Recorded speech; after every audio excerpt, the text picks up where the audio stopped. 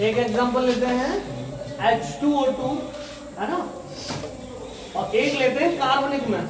देखो दोस्तों, एक लेते हैं कार्बनिक में, ये है HCOOH। क्लियर है ना? हमने 3 एग्जांपल लिए, ठीक है। इसको कहते हैं सल्फर डाइऑक्साइड, इसको कहते हैं हाइड्रोजन पेरोक्साइड, ठीक है। पेरोक्साइड जहां ऑक्सीजन के बीच में बॉन्ड होता है ना, ऑक्सीजन संख्या इसकी बदल जाती है, बाद में बात करेंगे, फिलहाल समझो। ये है क्या नाम जानते हो इसका? नो, दारिका गलती कर दी। ये है फॉर्मेल्डिहाइड आपका, जो आप बता रही हैं। क्लियर है ना? ये है फॉर्मेल्डिहाइड, ठीक है। और ये क्या है? Formic acid. क्लियर है ना? क्या है? Formic acid. क्लियर है? चलो इसको भी ले लेते हैं, इसको भी साथ में ले लेते हैं, फॉर्मेल्डिहाइड, ठीक है गाइस। यहां समूह लगा हुआ है कार्बोक्सिलिक, यहां लगा हुआ है एल्डिहाइड, ठीक है। तो 2 कार्बनिक हो गए और 2 अकार्बनिक हो गए, ठीक है। चलते हैं, देखो ध्यान से, बहुत अच्छा, इसके बारे में कहानी सुन लो पहले, फिर चलते हैं आगे। ये एसिड है, क्या है दोस्तों? अम्ल है। इसका मतलब है सर, इसको जल में ब्रेक करोगे तो हाइड्रोजन आयन देगा। क्लियर है ना? जैसे जल में डिसॉल्व करोगे तो हाइड्रोजन आयन देगा। डन है? इतनी सी बात। चलते हैं। ये एसिड है, इसकी खोज हुई है ना, वो चींटी से हुई है ना। एक फॉर्मिका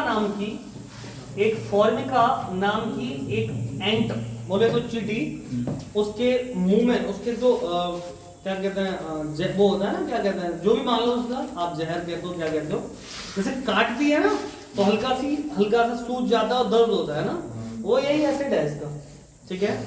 और रेड कलर वाली जो चीज है, इसके बारे में किताबों में ऐसा लिखा हुआ है कि एक वैज्ञानिक थे, उन्होंने क्या किया था, उन्होंने बहुत सारी चीजों को, जो लाल चीटियां, उनको एक कढ़ाई में डाल के निचोड़ के जो निकाला, वो क्या था?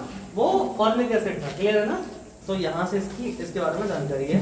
फॉर्मिक एसिड क्यों नाम रखा गया है? चींटी के नाम से, फॉर्मिका के नाम से। क्लियर है ना? चलते हैं की तरफ। फॉर्मिका के नाम से इसका फॉर्मिक एसिड। हमको सिर्फ यहाँ पे क्या बात करनी है दोस्तों? यहाँ इसके बॉन्डिंग की बात करते हैं। गौर करो सबसे पहले। अब आ जाओ SO2। तो दोस्तों सल्फर का एटॉमिक नंबर कितना होता है? 16। तो आप डिवाइड करेंगे 2,8,6। और ऑक्सीजन का क्या होता है? 8। तो इसको भी 2,6। 2 ऑक्सीजन है तुम्हारे पास। बात समझ में आ गई कि नहीं? ओके, अब कहानी कहां चलाएंगे, देखो ध्यान से, गौर करो। आपका विचार ये कहता है सल्फर, और इसको ऐसे रख लीजिए, ठीक है, ऐसे रख लीजिए। और हमने कहा सल्फर के पास कितने इलेक्ट्रॉन्स हैं खुद के? आपने कहा 6 हैं। और सेम ऑक्सीजन के पास भी, ठीक है, सेम किसके पास भी है? ऑक्सीजन के पास भी है। इसका मतलब है ऑक्सीजन के पास भी कितने इलेक्ट्रॉन्स हैं दोस्तों? 6 इलेक्ट्रॉन। क्लियर है ना? इतनी सी बात समझ आई? ठीक है। अगर आपने ये वाला विचार कहीं लगाया है, ठीक है, अगर ये वाला विचार आपने लगाया कहीं, तो देखो क्या होता है, हो क्या सकता है। देखो आप कहेंगे सर एक काम करो, 2 इसकी साझा करवा दो, 2 इसके साथ साझा करवा दो, ठीक है। और सल्फर का ऐसे इस तरीके से साझा करवा दीजिए। क्लियर है ना? आप कहेंगे ठीक बना है, आप कहेंगे ठीक बना है, ये गलत है। क्लियर है ना? ठीक बात है। किसी ने बोला कि सर अष्टक ऊपर चला गया है, ऐसा ही हुआ है क्या? सल्फर के कितने इलेक्ट्रॉन थे? 6। 2 इधर पार्टनरशिप करोगे और 2 इधर करोगे तो टोटल कितना हो जाएगा दोस्तों? समझ आएगी बात? ऐसा यहां तो नहीं होगा, लेकिन अष्टक रूल जहां टूटेगा अपवाद में, इस अपवाद में तो नहीं है, ठीक है, इसमें तो नहीं है, लेकिन जहां टूटेगा वहां भी बता के चलेंगे आपको।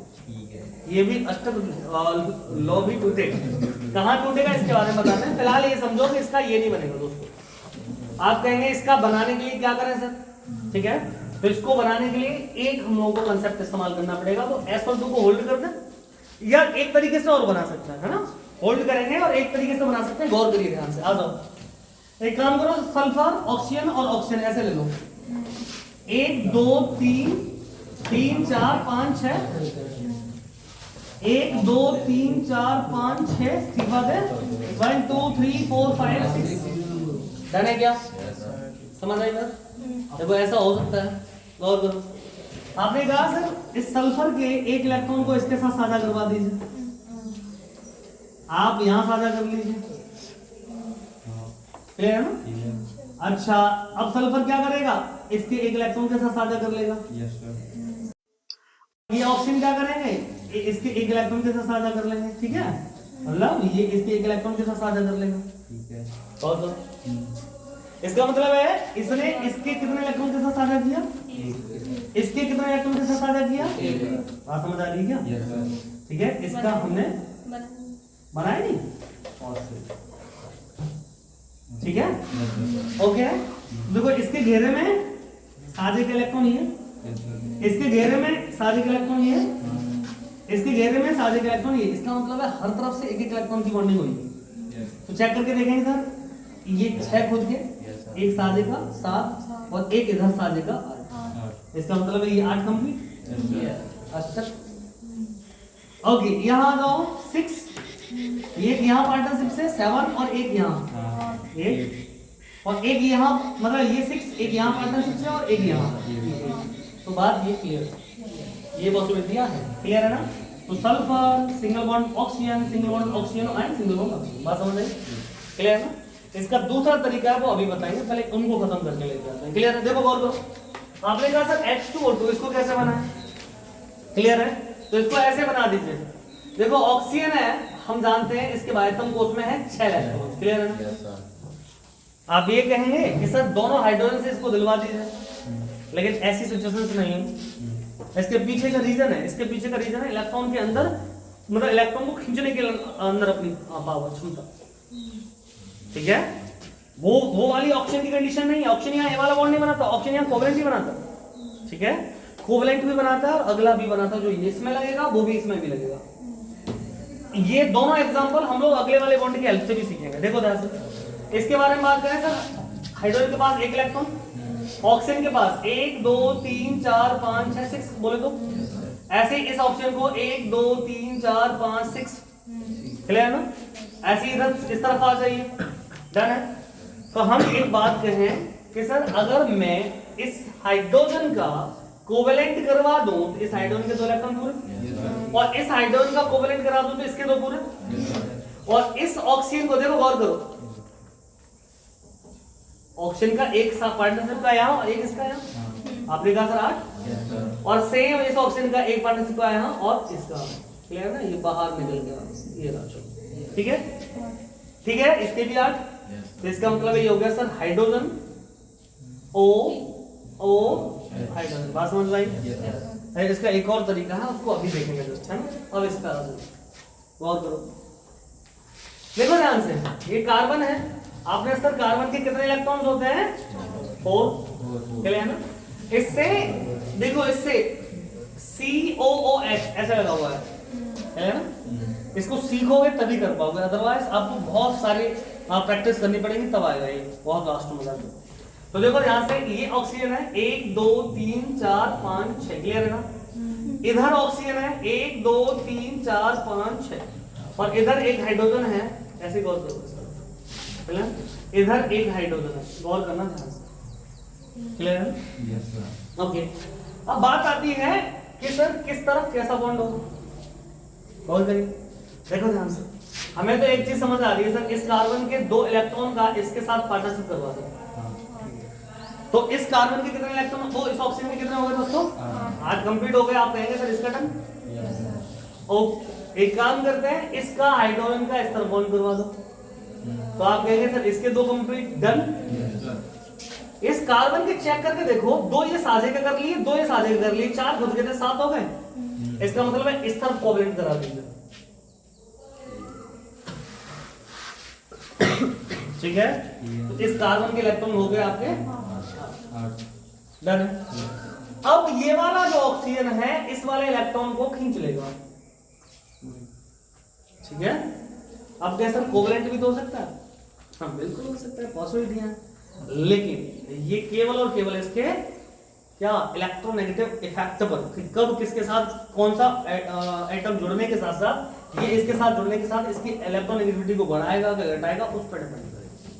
बात समझ आएगी नहीं? ठीक है। तो ये क्या करेगा, इसके साथ जैसे इसके साथ बॉन्ड हुआ है, इसकी इलेक्ट्रॉनिक बढ़ जाएगी, ये इसके इलेक्ट्रॉन को खींच लेगा और तुरंत खींचेगा इस इलेक्ट्रॉन को, तो ये इलेक्ट्रॉन यहां से चल के यहां आ जाएगा। इसका मतलब है इसके एक इलेक्ट्रॉन के साथ क्या हो जाएगी, इसकी क्या कोवेलेंसी नहीं, ये इसके एक इलेक्ट्रॉन को अपने पास रख लेगा खींच के तेजी से। तो इस पर क्या आ जाएगा, इस पर आ जाएगा 1+, क्लियर ना। हम इसके स्ट्रक्चर को ऐसे पढ़ेंगे sir, C single bond H double bond क्या O, सिंगल बॉन्ड O और सिंगल बॉन्ड H। सर यही है किताबों में, तो यही बना होगा कायदे से, ठीक है। जहां भी बनेगा वो यही बनेगा, ऐसा दिखाएगा बुक्स में, लेकिन रियलिटी कुछ इस तरीके की है, नेगेटिव और H, याद रखेंगे इसको सही से। अगर यहाँ ऐसा लगा हुआ हो तो भी दिक्कत नहीं लगेगी, क्योंकि हम लोगों को बताया है आयनिक बॉन्ड के अंदर कोवेलेंट का जो प्रॉपर्टी होती है उसके थ्रू ये लगा देते हैं। जिसको किसने बताया, फजांस ने बताया, क्लियर ना। उन्होंने बताया कि जहां आयनिक बॉन्ड है वहां क्या है, वहां कोवेलेंट प्रॉपर्टी भी है। इसको भी पढ़ाएंगे, पहले ये बेसिक समझ लो। जब तक तुम्हें बेसिक समझ नहीं आएगा तब तक वो डीपली चीजें जो डीप है इतनी जाती वो समझ नहीं, पहले इसको हम लोग खत्म कर रहे हैं, इसलिए क्लियर है ना। यही प्रॉब्लम है, अगर यही चीज तुम्हारी 9th से मजबूत होती और 9th से लगातार पढ़ रहे होते